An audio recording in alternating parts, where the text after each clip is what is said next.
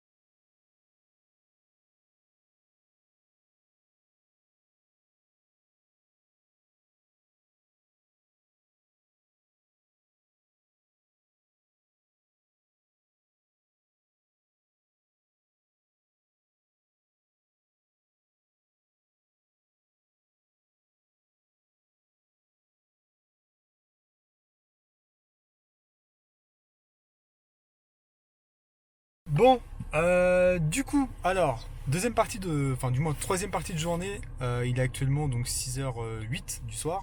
Je dois rendre la voiture à 20h, donc là je me suis dit je vais aller faire un petit tour à Calgary, et en même temps bah voilà, je vais vous faire voir un petit peu comment est le Calgary, etc. Parce que c'est vrai que j'ai pas encore tourné à Calgary, là je me suis vraiment concentré sur les rocheuses, etc. Et les lacs, etc. Parce que voilà, c'était vraiment quelque chose d'important pour moi d'aller voir, hein, parce que bon, l'Ouest canadien, c'est pas tous les jours où on peut voir des paysages comme vous avez pu voir juste avant. Et du coup, après le crash du drone, parce que j'ai fait crasher le drone tout à l'heure en voulant faire un quick shot. Donc, en gros, pour vous expliquer ce que c'est un quick shot, en fait, c'est par exemple, vous avez différentes manières de faire un quick shot. En gros, c'est le drone qui va se piloter tout seul et qui va faire des sortes de rotations, etc. autour de vous, ou même il va juste monter en l'air pour prendre un plan aérien. Et en fait, il y a différentes distances qu'on peut mettre lors d'un quick shot. Donc moi j'avais pris le plus grand parce que j'étais vraiment sur un grand espace sécuritaire, etc. Et voilà, je savais que je pouvais le faire. Le problème, c'est que du coup j'en avais fait un qui s'est très bien passé. Malheureusement, il me plaisait pas parce que j'avais fait. En gros, je me suis mis à marcher, mais bon, j'ai fait un peu de la merde. Du coup, j'ai voulu en refaire un. Et le deuxième, en gros, donc je l'ai remis à 40 mètres. Je l'ai remis un petit peu plus loin de là où j'étais parce qu'en fait, le premier, il est passé. Mais le drone il est passé à ras des arbres et du coup c'est ça qui m'a fait peur. Et en fait là je l'avais mis un petit peu plus loin des arbres, sauf qu'en gros bah, quand il a commencé à faire sa rotation, je me suis pas rendu compte que 40 mètres c'était quand même grand. Alors ce qui veut dire que enfin le rayon un rayon de 40 mètres c'est quand même grand, et moi je m'en suis pas rendu compte comme ça à vue d'œil. Du coup ce qui s'est passé, c'est qu'il a tapé une première branche, donc il est resté en vol quand même. Mais comme il a continué à faire son quick, en fait il s'est tapé carrément un arbre. Donc ça veut dire qu'en fait bah, il s'est craché, et puis là j'ai des hélices, j'ai eu quelques hélices qui étaient cassées, du coup je les ai changées. Mais le problème c'est qu'il y a un moteur qui a été touché, et il a plus autant de pêche que les autres, donc ça veut dire qu'il a un déséquilibre au niveau du vol. Et là j'ai dû rentrer à l'hôtel vite fait pour aller faire des procédures de réparation. Donc là il faut que je l'envoie à UPS lundi pour qu'il envoie à DJI qui se trouve en Ontario, donc ça va, c'est pas très très loin, ça reste quand même au Canada.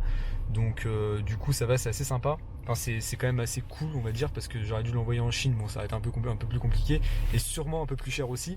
Donc, du coup, là, je suis assez content.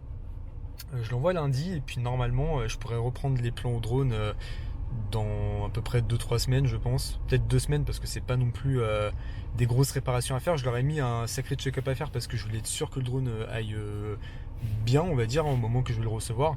Donc du coup, ce qui veut dire que je pense qu'il va falloir que j'attende environ 2 semaines avant de le récupérer, et là je pourrais vous refaire des plans. Donc là, bah, malheureusement les plans au drone à Calgary, bah, je pourrais plus en faire parce que bah, le drone là actuellement je l'ai encore, et je pourrais l'envoyer que lundi parce que moi je reviens vendredi soir, enfin vendredi dans la nuit. Il faut que je l'envoie samedi du moins lundi à UPS, parce que samedi, dimanche ils sont fermés. Et le temps que le transfert se fasse jusqu'en Ontario, bon il se passera à mon avis quelques jours, et le temps qu'il répare aussi. Donc du coup voilà. Bon ça va, j'ai encore la caméra stabilisée, donc ça va, je pourrais quand même vous faire des plans terrestres, mais les plans aériens malheureusement je pourrais pas vous en faire. Ça va, je suis assez content parce que j'ai réussi à faire tous les plans que je voulais au drone à l'extérieur. J'aurais voulu vous en faire à l'intérieur de Calgary, mais là ça va pas être possible. Donc bon. En tout cas voilà, un petit peu les nouvelles. Donc là on va aller à Calgary. Je sais pas encore où je vais aller parce que là il faut que je rende la voiture à 20h, donc ça va, j'ai encore le temps, mais je pense pas que je vais aller très très loin dans Calgary. Mais je vais essayer de vous faire voir un petit peu comment c'est, et puis vous faire 2-3 petits plans, 2-3 petits plans sympas. Allez, à tout de suite. Bon, du coup les gars, alors là je suis au centre-ville de Calgary, donc là je suis vraiment au centre. Alors faut savoir, c'est que le centre-ville de Calgary est pas super grand, vraiment la concentration est assez petite en vrai, parce qu'il y a beaucoup de buildings, etc. Et à part ça, bah, après c'est que de la route en fait, donc du coup c'est vrai que la ville en soi n'est pas très très grande, mais après c'est pas trop mal parce qu'au moins ça évite de se perdre trop. Là je vois quand j'ai été à Montréal, d'ailleurs il y aura un vlog à Montréal aussi d'ailleurs, c'est vrai que c'était assez grand, et Montréal je pense au moins 2 fois Calgary, donc 2 ou 3 fois Calgary même je dirais. Donc du coup voilà, je suis devant un monument en fait assez emblématique de Calgary.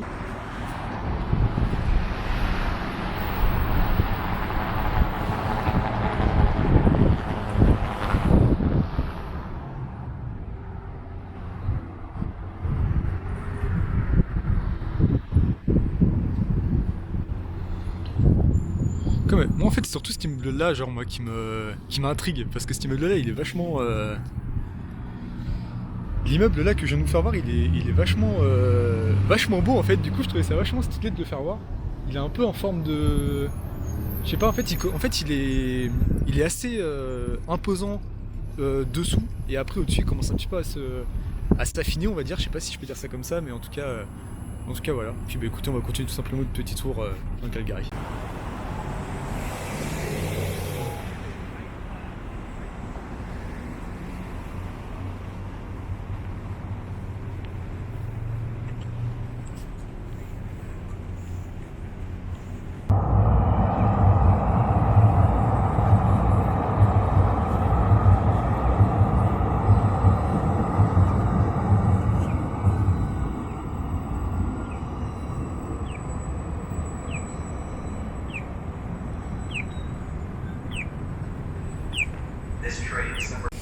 Ok, donc là, je suis sur un parking en fait, pour tout vous dire. Je me suis arrêté ici parce qu'en fait j'ai trouvé un mur en fait tagué vachement stylé et en fait à côté du mur, enfin du moins, juste derrière le mur il y a la tour de Calgary, donc la Calgary Tower qu'ils appellent ça ici.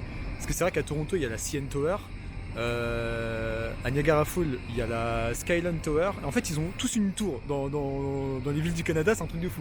Je crois qu'il y a juste à Vancouver où il n'y a pas de tour. Et Ottawa, mais sinon je crois que toutes les villes du Canada ont une tour. Alors du coup, en soi c'est assez stylé. J'ai pas eu l'occasion d'y aller encore à la Calgary Tower parce que hier quand j'y suis allé c'était fermé.